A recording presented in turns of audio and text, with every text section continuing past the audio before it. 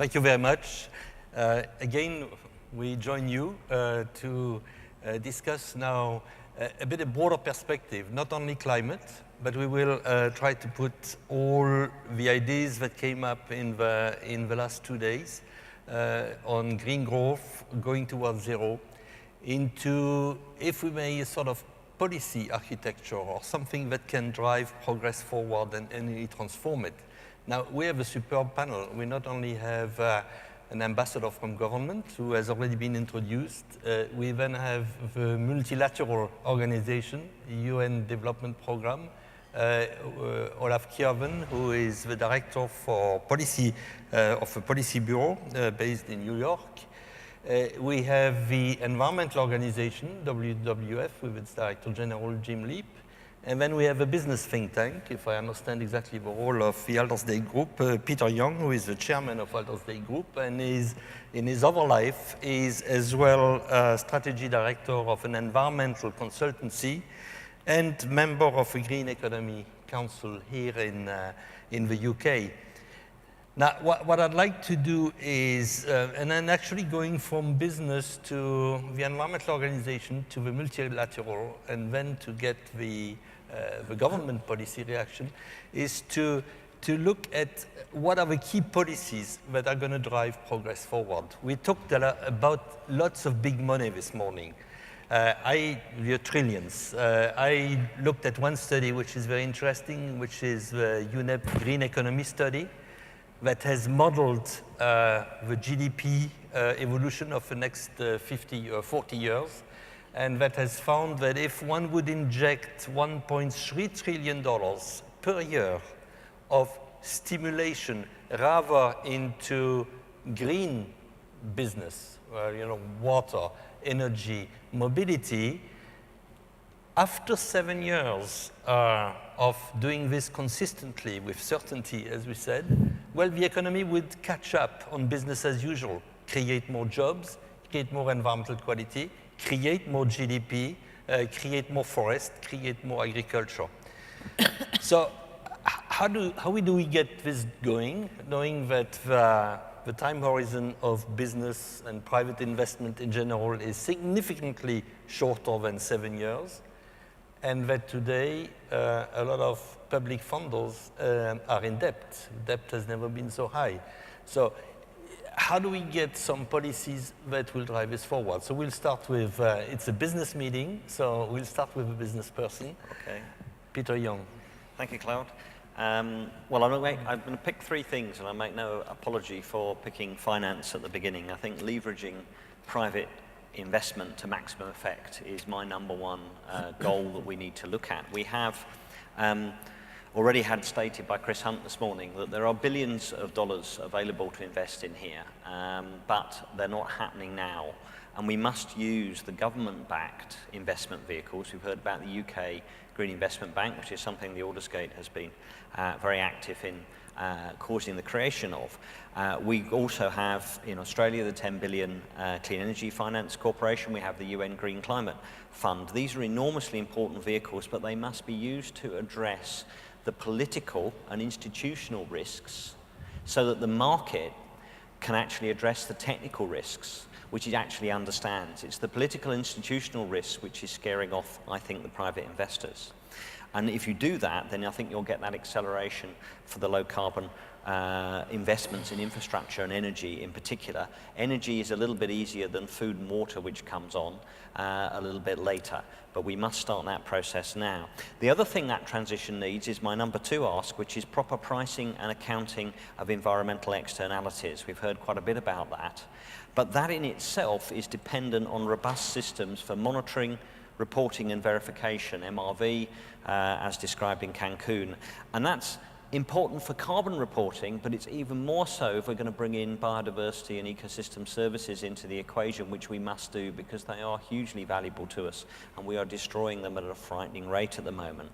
That urgency for rigor for carbon is especially important I think, to understand exporting carbon footprints, exporting water footprints, so that national policies understand when all they do when they hit their national targets is actually put a greater burden on another nation which is supplying them goods and services which they used to produce for themselves. So I think that's enormously important for transparency. Once that transparency of burden, again, business and the market can act to exploit the opportunities that that will give rise to. And then lastly, and perhaps most holistically, is we need to have an accountability on this consistency issue. We've heard about the longevity, but we need to have an accountability at a national level. National economic policies must be consistently supporting carbon growth. Now, Aldersgate spends a lot of time in dialogue with government to try and get the UK to be good at this. And, you know, we have made some progress. We've got mandatory carbon budgets. We've got a committee on climate change, which helps to give some focus. But for example, we have absolutely nothing at the moment in sight which is going to oversee natural capital accounts that the UK is proposing to introduce in 2012. So I would say probably other countries are in a similar boat. Some may be worse off, some may be slightly better off. But how can we hope to negotiate international agreements unless we empower at a state level the authority for those involved in those negotiations, not just to represent, as the UK delegation will, our own Department of Climate Change, but actually have influence on the whole holistic policies of those countries to give a clear single message to the market that now is the time to invest in the transition to a sustainable growth and to a low-carbon global economy, not continuing to deliver wins for those that wait. And that will be my final point. I'm very worried at the moment that everybody sitting with a bundle of cash in their pocket in the business community is thinking, I don't want to be at the bleeding edge. I'll be at the leading edge. I'll let other people make the mistakes, do the learning. If they don't actually invest, well, the force of the market will put the price up and I'll make even more money. And if they do invest, then the cost of these new environmental technologies will come down and I'll make more money by being number two. We have to level off that playing field so that everybody is piling in right now. Thank you, Peter. Thank you very much. Jim, how do you build on that or react to that? So let me try to build on that. At the heart of the challenge of reaching for zero is committing ourselves to 100% renewable energy. And I have to say I'm very heartened that the energy subgroup here unanimously embraced that goal. But clearly that's essential if we're going to meet the challenge of climate change, and it of course has many other payoffs. It is the foundation for building a robust economy for the future. To get to that goal, we've talked for a long time about pricing carbon, and pricing carbon is a powerful policy measure in itself. But I think it's clear that pricing carbon by itself will not drive the transformation we need to see. So let me suggest three other elements of the policy equation that will be important. The first one pains me a bit because for 20 or 30 years I have argued for technology neutrality as an axiom of good regulation. But I think it's clear that in this context, governments need to actually drive technologies into the marketplace. And we need concerted strategy from government around making renewable energy technologies in particular the viable market forces and the core of the economy that they can and must be. We see the potential for this in a couple of obvious places. I mean, Denmark over the last 30 years has in a very systematic and sustained way gone after, a TLC way, gone after bringing solar and wind into their economy. You see it happening on a grand scale now in China. And in China, you see the government directly subsidizing the development of the solar and wind industries. You see them investing intensively in building the infrastructure, the national grid that makes those technologies possible. You see them now adopting feed-in tariffs, which will drive them even further. And that kind of concerted, comprehensive government engagement in driving technologies into the marketplace, I think, will be a crucial piece of the puzzle. A second, I also hesitate to raise because we've talked about it for a long time, and that is we have to reform subsidies. Now, we've been saying that for 20 years. It is obvious to everybody that you can't shift the economy if you're pumping $300 billion a year just into the consumption side of fossil fuels. But the question is, could we now finally crack that? And there are two reasons to think that maybe we could. The first is the G20 has committed itself to do that. That's a start. And secondly, in a time of austerity when all governments, at least especially in the industrialized world, are really pushing hard on budget, reforming subsidies is an opportunity. And maybe the political forces can shift a bit in our direction. But leveling a playing field that is now badly tilted against renewables is, of course, a second important thing. The third is the challenge of mobilizing public finance, especially in a time of austerity. And if you look at this challenge on a global level, at the very heart of the UNFCCC process is figuring out how, in fact, the world steps up to the commitment of mobilizing $100 billion a year by 2020. Somehow, we have to come up with reliable streams of funding that aren't hostage to annual appropriation processes. And one specific proposal there is a tax on bunker fuels, the fuels that drive ships around the world. Our estimate is that a tax of 25 euros a ton would yield about $25 billion a year. That's a lot of money. And it would increase shipping costs by about 0.2%, so not huge, especially compared to the volatility of those costs in the market as it is. So here's an option to generate a reliable stream of resources, 25 billion a year, some of which would need to be used to compensate developing countries for the impacts on their economy, but the rest of which could go into the Green Fund and provide a core for that going forward. Thank you, Jim. Very precise proposals. Voilà. Well, thank you very much. First, I want to say this has been an immensely stimulating conference to be part of.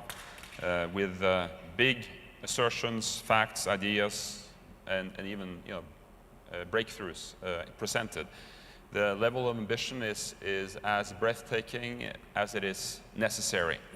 And we're convinced from the UN side that this group, the constituency represented here, can actually make a difference in terms of driving change in business practice and in terms of influencing the political processes that need to be influenced, national levels and fundamentally and critically international levels with the COP process and Rio Plus 20 coming up, just to give those two very important events some attention. I think there are two big interconnected challenges that we somehow need to grapple with together. One is what we've been basically talking about here for these 2 days, how to reach for zero, how to transform the economy to put it on an environmentally sustainable footing. But just as important is the challenge of turning the tide when it comes to growing inequality, prevailing exclusion, actually worsening exclusion in many societies, growing tension, and unemployment, worsening, even informality in many countries of people basically finding themselves on the outside of the established order and not taking part neither in public life significantly nor in regular business. Too many people are on the outside looking in. And youth in particular in many parts of the world growing increasingly alienated. And we can't really address the first without also tackling the second. It's not going to be sustainable. And the big promise of Rio 20 years ago was that we would actually make progress in bringing these, the economic, the social, environmental dimensions of sustainability together. We're doing it occasionally, sporadically, but it's still not a habit. And unless it becomes a habit in the way we run governments, the way we collaborate internationally, and the way we think about things and strategize also in business, we're not going to find that very difficult trajectory for the future. So we see whether it's in the United States, the climate agenda is almost collapsing, partly because it was never really connected to the business of making sure that people can have stable jobs and make a living. We see in the Arab states, it's in many ways fantastic to see the Arab Spring, but we have to be fully aware of some of the fundamental drivers here underneath that have very much to do with the fact that societies are and governments failing to provide opportunities that people need and deserve. And there's a book that has just come out. It's called The Tropic of Chaos. It looks around the world at the impacts of climate change and how it is already today leading to growing instability, growing violence, and growing social problems. What's the title of the book again? Tropic of Chaos. Chaos. Whether it's in Mexico, or it's in the Arab world, or it's in Somalia, or in Pakistan, Afghanistan, the evidence is quite striking. So my proposed policy measures relate to this interconnected challenge. And the first thing I'd like to highlight, I mean, I agree with everything that has been said here, so I'm not taking an issue with that. But we need a global, ambitious initiative, private, public sector together, for expanding access to energy for all. This is not a sector interest. This is a huge strategic, non-negotiable for making progress on sustainable development for the future. We have to get the excluded 1.7 billion people in from the dark. That will have ripple effects across all the Millennium Development Goals. It's essential for progress on both mitigation and adaptation, because with energy access, you actually have fundamental means to be able to resist the worst impacts of climate change at the household levels, at the community levels, and so on. And Rio +20 in May, June next year is an historic opportunity for getting a new approach going on energy access for all, bringing together some of the most exciting ideas from RED, for instance, RED+, establish a much more ambitious partnership across public and private sectors to really crack the critical bottlenecks that stand in the way for expansion. And we have to look at the Green Climate Fund, and that's why Durban is so important, in conjunction with this. Because the last thing we need is yet another financial mechanism that, in effect, not by intention, but by effect, excludes the vast majority of developing countries from actually benefiting from it. And it has to be designed so that developing countries of all categories can effectively benefit, including to make progress on energy access, of course, clean and sustainable energy access. Secondly, very quickly, we're talking a lot about green economy. That's a big theme for Rio. Well, then let's do it. If we look at a vast range of countries today, the sectors that really matter to them, you know, when you look at commodities, the key export sectors, whether it's cotton or palm oil or soy or rice or pineapples or cocoa, coffee. These are all sectors that matter economically enormously for many countries. They matter for the poor, and they matter in terms of big environmental impacts. Well, we can and we should put, again, public and private actors together, governments at national, local level, small-scale producers as well as the big companies, and get going with greening the value chain. And if we can green one commodity sector, such as whether it's pineapples or cocoa or coffee in a particular country, you're greening a big chunk of that country's economy.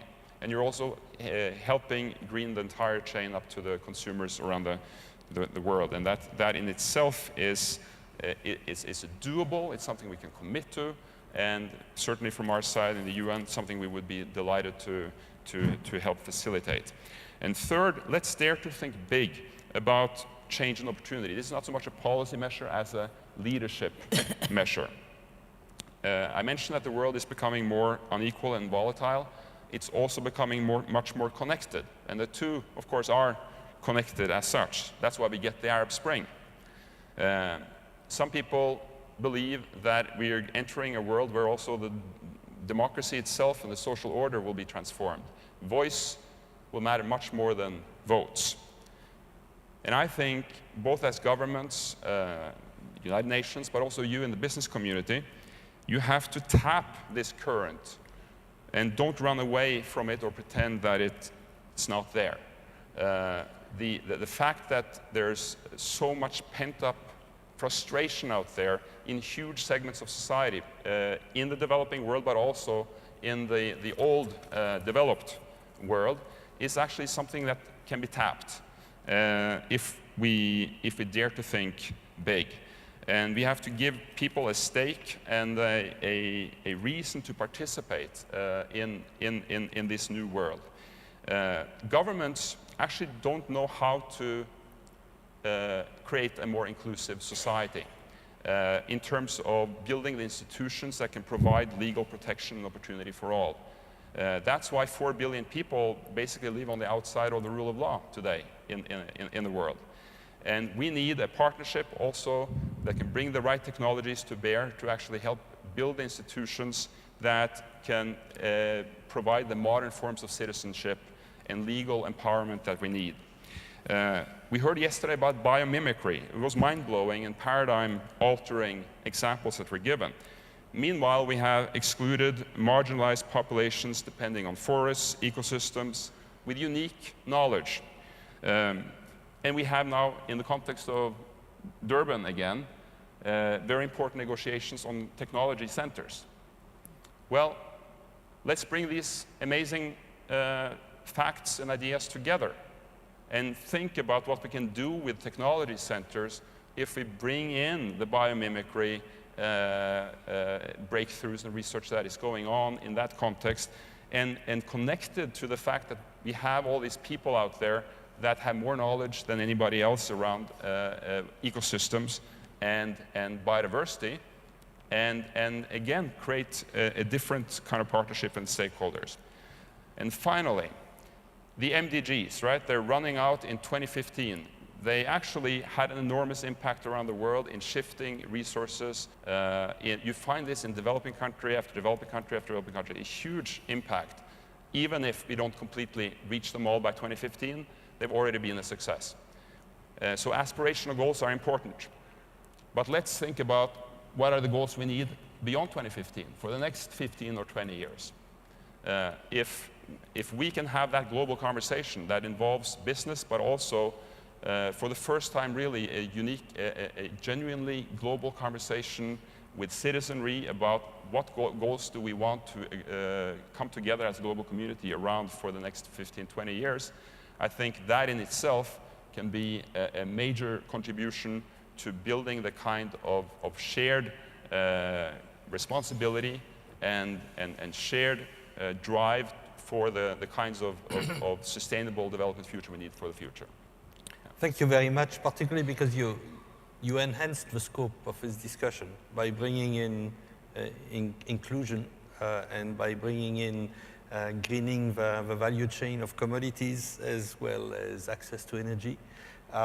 You may, and that's a question for a second round, is to say, very important focus, what would be the practical policy measures at local level, at multilateral level to get started there? But not for now, for in a few minutes.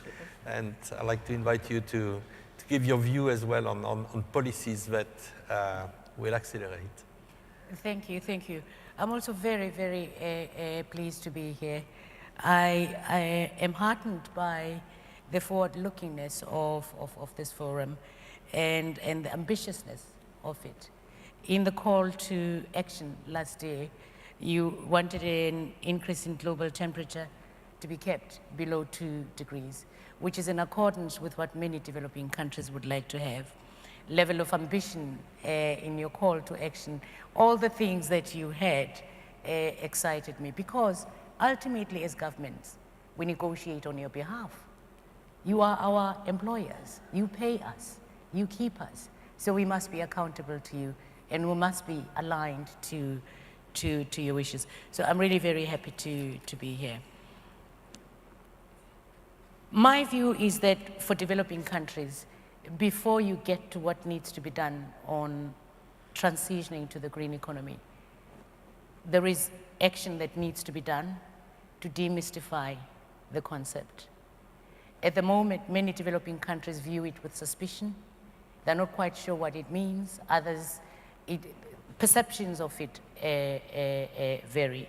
There are those who are not sure what it means in relation to sustainable development. Is it a qualifier or is it a new conditionality in the disbursement of development assistance? There are those who feel that here comes a huge non-tariff barrier that we can't even begin to deal with. that's being thrown at us. I saw this in the discussions on the preparations for Rio. I was in Kenya early this year and saw this varied approach, but at the center of which is uncertainty and fear that this might be a threatening a concept. I was in Rio last month, where preparations for Rio +20 are continuing. I came out feeling that this is an area that needs to be addressed to get everybody to be somewhat in sync in relation to how they interpret it.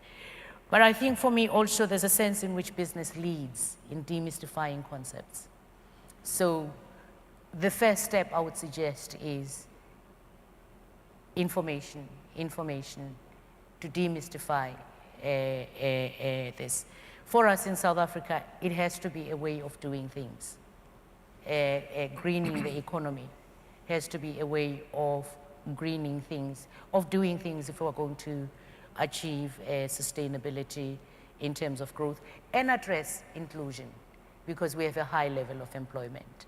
It turns out that for us, scope for us to create job opportunities, new ones, exists in renewables and in various other areas of that nature. There are still ongoing discussions by government to draw all the sectors that must be part of this discussion: civil society, business, and the unemployed. We must shut the women, and in particular, women who are the carriers of development in developing countries.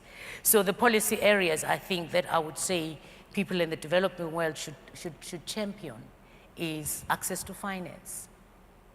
That's very important, access to finance. Both private and public here can play an important role. Technology transfers are important, but at the center of the discussion on technology transfers between developed and developing countries is the issue of intellectual property rights. I think the private sector can provide a novel way of dealing with this, and also tie it up with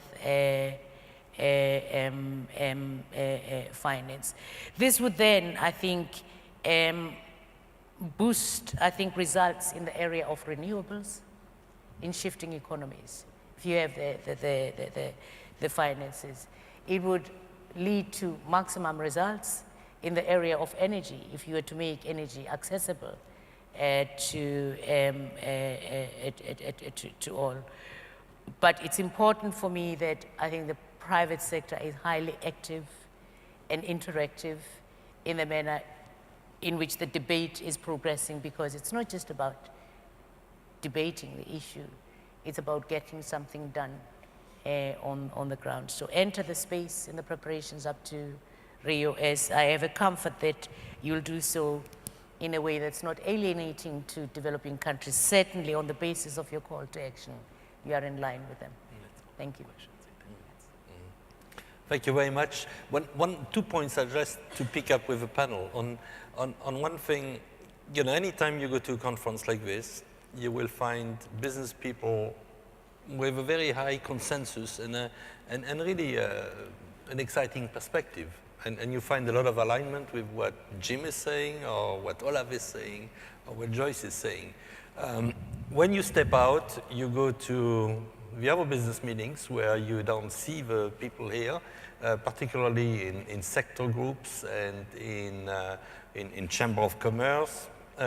You see a lot more reticence to what we just said, you know, and certainly an anxiety that the change will push and that you may lose. So then I'll just keep the subsidy just a few more years, and let's delay the pricing of externalities a few more years. So how can you create a dynamic to push there? And the other one is on the policy side. I think you, Peter, particularly, you made some interesting comments on how you could stretch the policy cycle by other appointed bodies that sort of carry the commitment beyond. So maybe if we could explore those things, and then we'll open the floor. You show me the hands, and we'll let you ask your questions. So who wants to tackle? Let's Can I talk about the business side, maybe? Yeah, talk about the business side. Yeah, I mean, one thing you share, whether it's a group like mine or a business group or the ambassador working with all of the nations in COP17, is you're dealing with what I call a mixed ability group.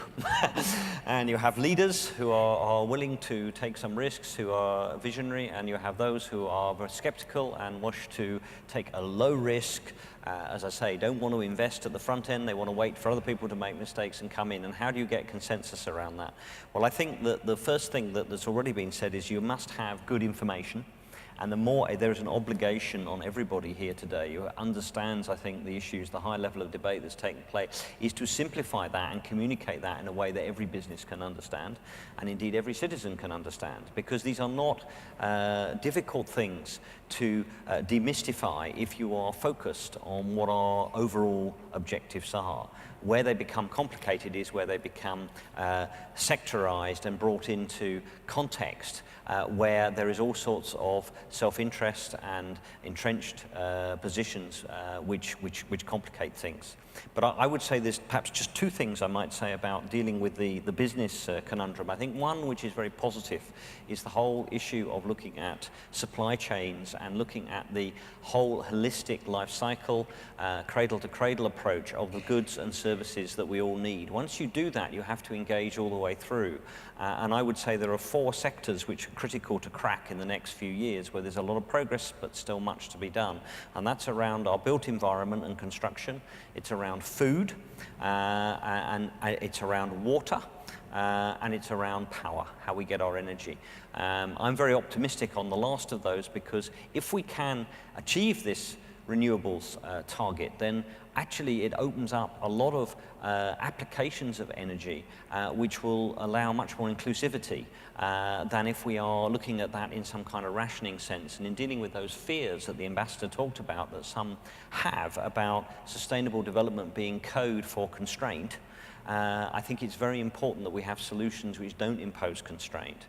In reality, within food and water, we are facing constraint.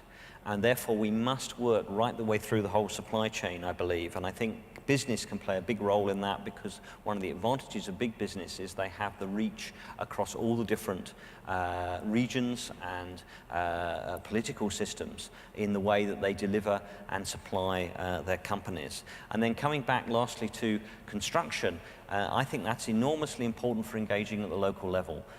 You know, we all have a house, we all live somewhere, we all have a community in which we live, whether it be a rural one or a massive urban city. And that is where we probably have the biggest interrelationship in terms of both adapting and mitigating effects on climate change. So I see opportunities there. Let me build on that in a couple ways. First, I think we need to recognize that one of the biggest challenges we have here is the fierce resistance of the incumbents, right? Of the industries who are invested in a high carbon model and who really will fight to the death against the changes we're talking about. So that's a political reality. Some of the things we've suggested here actually can finesse that challenge, because they don't directly confront that resistance. Mobilizing the kinds of resources I'm talking about for public, highly leveraged public investment, I think can be part of it, and you see that happening in some countries already. And I hold out the hope that the austerity moment can be a chance to break through on the subsidy side, but we will see. But let me turn to the private sector part of your question, because it picks up on what Olaf was saying about commodities and Peter about value chains. We're seeing now some of the world's leading companies beginning to move on these issues, not as a matter of corporate social responsibility, but as a matter of business interest. A recognition that because of the looming threat of resource scarcity, because of the growing concern among their customers and even among their staff, it makes sense for them to be leaders on sourcing sustainable commodities. We now have certified sustainable palm oil is now 10% of the market, and that's happened just in the last 2 or 3 years. And you have similar initiatives underway in fisheries, in timber, in soy, in other commodities. And that is beginning to shape up as a real movement among leading companies that I think at least has the potential to establish global norms and change the political dynamics around some of those issues. And so I think you already see some companies stepping forward, and that has a lot of promise. Yeah, and even influencing the sector. Yep. We get it. Yeah. Maybe just add a perspective. I think there is still a lot of untapped potential in forming smarter alliances across different stakeholders. You know, we see very good examples of being able to achieve what's otherwise impossible by combining forces. Someone said yesterday something to that effect of you have to kiss a lot of frogs and eventually there's a prince or something. I forget exactly how that was said.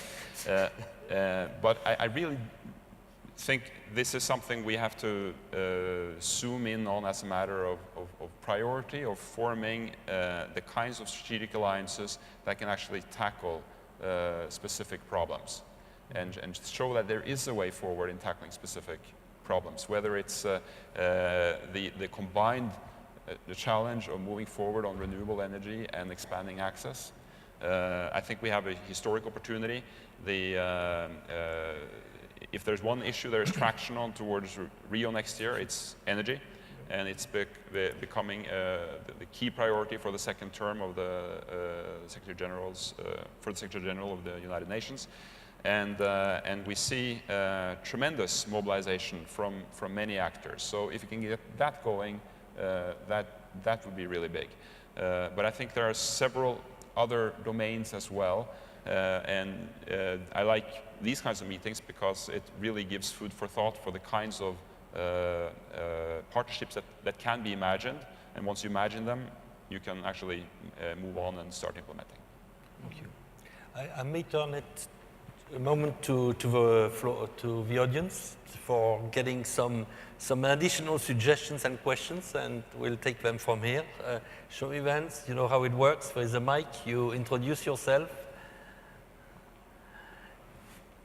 The gentleman in the middle. Yep. 2 mics coming even. Yeah. Thank you. Patrick Lane from WWF. A question for Olav and Madam the Ambassador.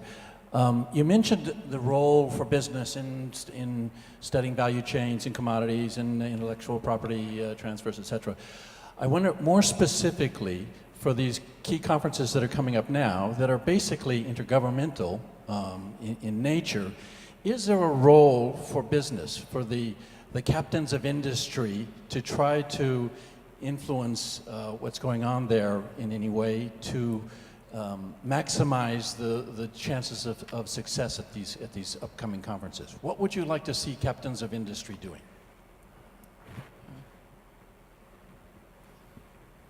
Oh, I was looking at this. Sorry. No, yeah. I think captains of industry can actually do quite a lot.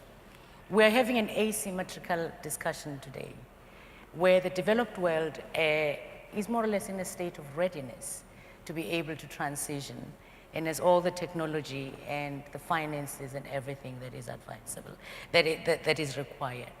So how do we help developing countries? How do we bridge the gap and bring everybody to the same level of discussion? So what needs to happen in developed countries is different from what needs to happen in developing countries in relation to the greening of the economies. And captains of industry can influence the flows of finance. You can make decisions that result in innovative or creative partnerships between the public and the private sector. In particular for Africa, which is now having a unified approach towards dealing with key issues such as infrastructure. The African Union has defined certain projects that, for me, constitute really very good vehicles for the private sector to enter the space. They require huge investments that will not be satisfied only by ODA in transport, linking Africa up, enter that space, engage with African leaders. I noticed that whenever we have summits of African leaders, we will have diplomats from every country in the world. Hardly ever is there any captain of industry saying to the heads of state of Africa, I am here, how can I assist? Connect maybe Zambia and Angola in a clean way. I can offer A, B, C, D Again, this extends to other discussions on food security, the production of which has a lot to do with sustainability. Again, at summits, I have as yet to meet captains of industry saying, what is it that you need to have done, which my government cannot do, or which I can do in conjunction with my government. There are ministers who are trying to introduce into the UNFCCC to infuse the inputs by the private sector. At the moment, your inputs are sort of parallel and not integrated into the process as it were. South Africa is lucky in having built into its national negotiating team the private sector. But on the whole, you are in parallel. We need to find a mechanism for ensuring that perhaps in national delegations that negotiate these things, you also have the private sector, because you will need the private sector at the implementation stage. Just a quick comment on this. I think the point the Ambassador makes here is extremely important. Nothing is more important than moving the intergovernmental process forward and getting results. It's life or death. But I have to say that if there's one thing I hate about intergovernmental negotiations and COPs of all stripes, it is that it's always, and I guess by necessity, a kind of zero-sum scarcity mentality kind of process. It's, you know, either you or me. It's never looking at really at win-wins and how can we actually make something happen that is based on real opportunities out there. And somehow these intergovernmental meetings have to be infused with possibilities. And we go to these COPs and there are all these side events, and they're very often all about possibilities and opportunities and partnerships ready to be formed. But the negotiators are completely isolated from that because they sit in their own negotiation sessions, and it's all this zero-sum scarcity. I'm not going to move unless you move first. And it goes on for years and years and years. That has to change. And it's fantastic that South Africa is thinking about taking this forward so that we can get the kinds of perspectives into these negotiations that can allow us finally to see the bigger picture above the texts and look for the opportunities for collaboration and problem solving, as opposed to I'm not moving unless you move first type of dynamics that we have. Yeah, it certainly takes time. I've been in a number of COPs and other preparatory meetings. If you look at Durban, it's going to be about the same format, probably with side events and a business day. But I think the big opportunity is for Rio 2012, because there is enough time. I think business with all the other major groups has been challenged to bring by November 1st a series of proposals. The interesting thing will be what process will be used to digest and discuss those proposals before the high-level drama of a summit, because usually that's what happens. There is a high-level drama of a summit, there's all the security around it, and then you have the side events and the satellite. And I think for Rio 2012, there is certainly an opportunity and a time to do something more intelligent than what we have done even in Joburg or what we have done before. So I think it's food for thought. But please, 1, 2. Voila, okay, there were only 2, so we have plenty of time. Thank you. Well, thank you very much. This has been a very informative panel, and it has been a very informative event. And I'm Angelina Gulitova with the World Council for Renewable Energy, and I'm also one of the governors of the California Independent System Operator, so we operate the grid. We've been talking about the developed world and how the incumbents are going to be fighting everything tooth and nail to the death, and how we need to, as business, bring in the savvy and the diplomacy to be able to maneuver, to bring in not only the technological solutions, but also finance. And we need to be creative about that. So I'd like to see if the panel has any opinions on how we get around the incumbents in the developed world. I'd also like to focus a little bit more, and the panel has kind of ignored that, the countries in transition, which are uniquely situated, the former Eastern European bloc, where we do have technological development, we do have an energy infrastructure. Yes, it is an aging energy infrastructure, but still there, we need to deal with it. We have feed-in tariffs, which are very aggressive. We have no investment. Why is that? What is the reason, and how can we change that? And also a question to the ambassador. Africa, the developing world, is in a very, very unique position because they can leapfrog. They can take all the technological solutions and they can go straight to microgrids, wireless energy, and actually give light, enlightenment, healthcare, education to people almost overnight. With distributed green technologies. Microfinance will be extremely important. The role of women is critical. We've seen good examples with Grameen Shakti Bank and others. And if you could elaborate on how you see that developing, and actually the power of women in this new economy that is going to be developing and spreading throughout Africa and the developing world, and which I find personally very encouraging. Maybe we ask both the ambassador and Olaf to take the question on development, and would you like to respond? You know, for me as a woman, I usually think that actually, if you look at the needs of Africa through women, you might be able to achieve quite a lot. We haven't actually accomplished the Millennium Development Goals fully. And I think that's a space to enter, focusing particularly on women in relation to the green economy. That might fast track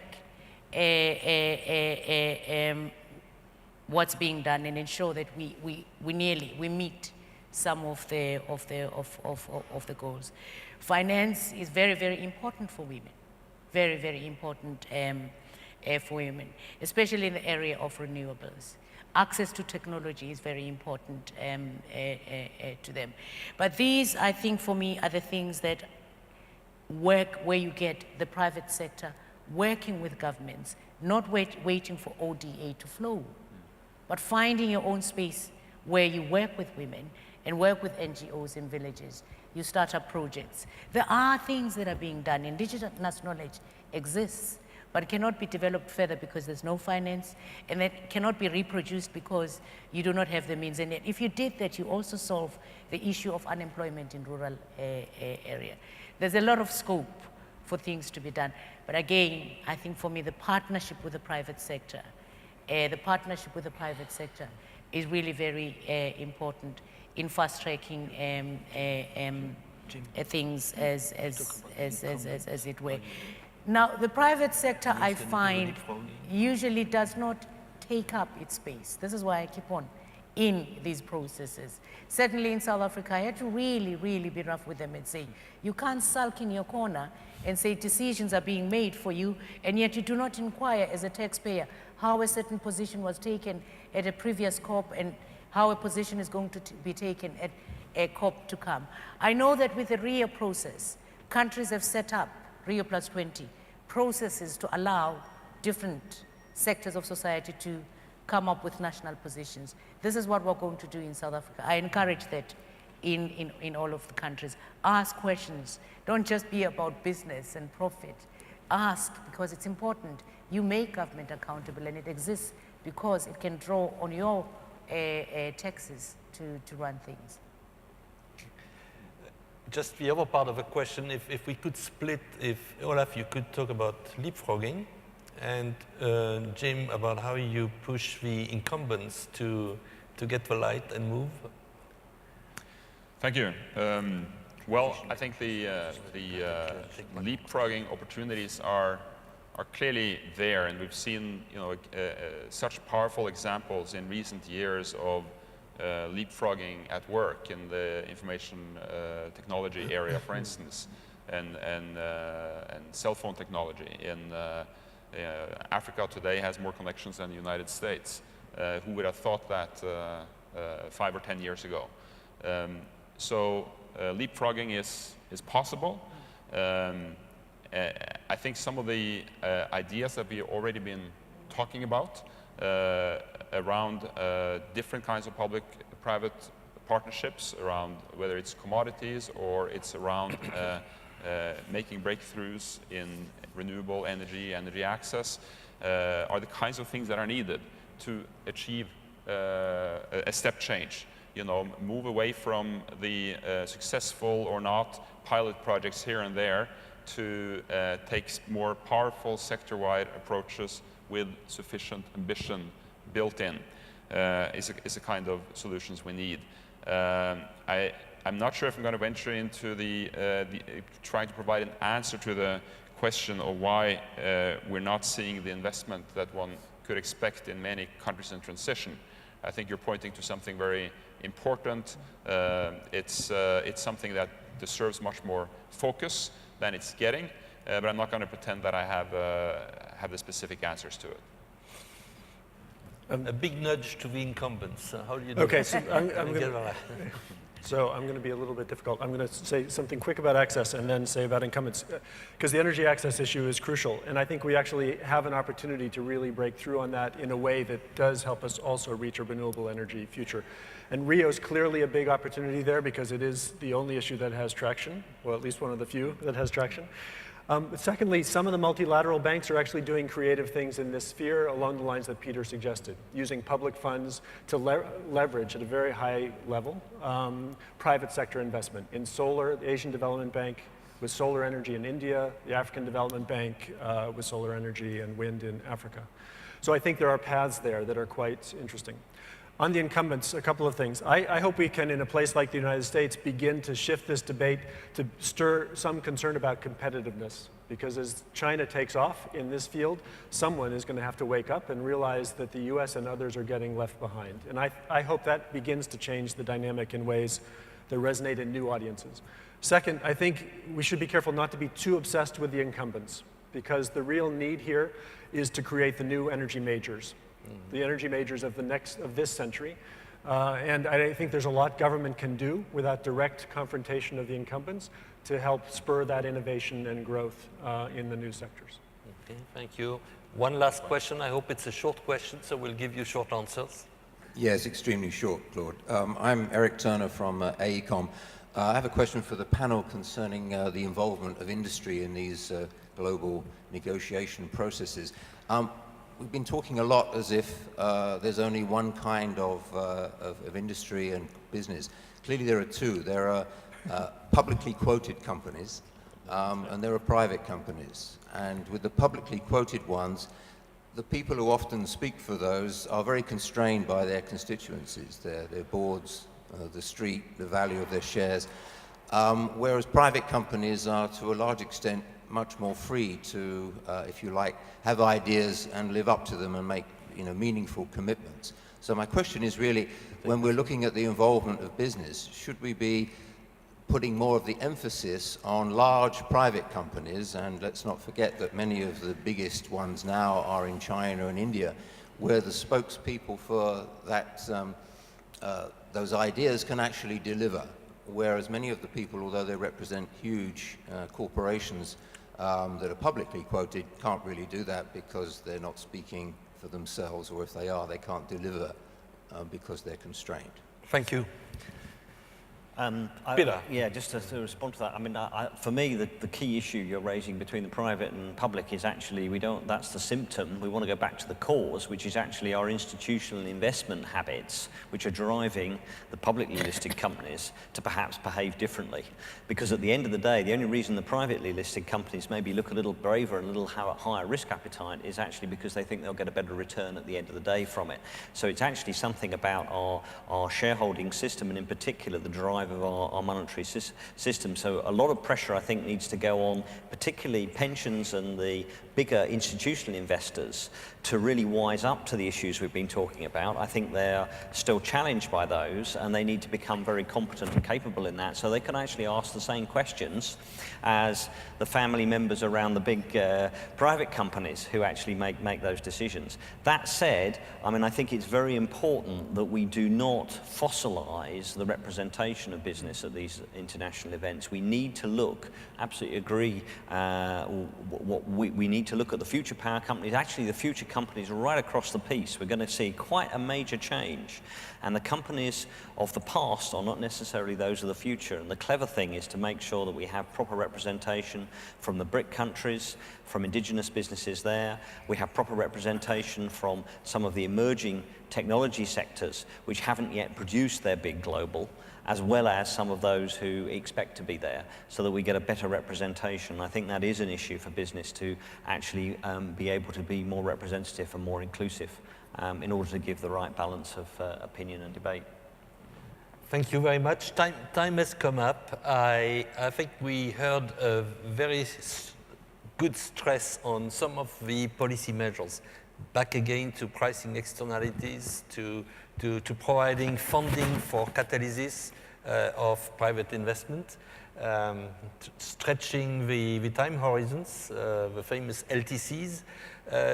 One element as well, which is important, as we will have some milestone events, Durban and then Rio, is to find a better process for business, other stakeholders of civil society and governments to prepare together, and for the leading forward-looking organizations to take a stand that encourage policymakers to then take a stand on policy, because quite often the preparation is a combination of paralysis and chaos and last-minute drama, and we certainly could be a lot smarter. You know, when we look at the conversations we have in these meetings, if we could transpose this to a higher level, would certainly be beneficial. I thank the panel, thank the audience for taking us a few questions, and I think we'll leave you with Jim on the podium and Charles coming back. Thank you.